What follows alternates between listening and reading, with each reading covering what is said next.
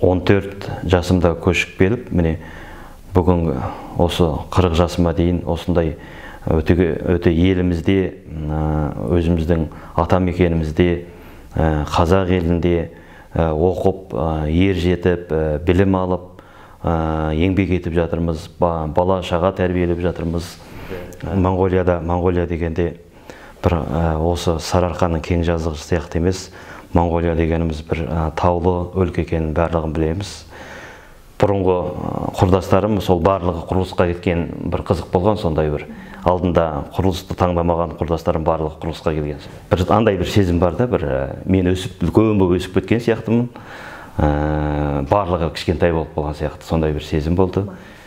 Ол сұрағыңызға байланысты, енді білім дегеніміз енді ешкімнің меншігі емес қой. Ұлға да, қызға да ортақ нәрсе, білім деген бүкіл әлемге, бүкіл елге, жұртқа ортақ нәрсе.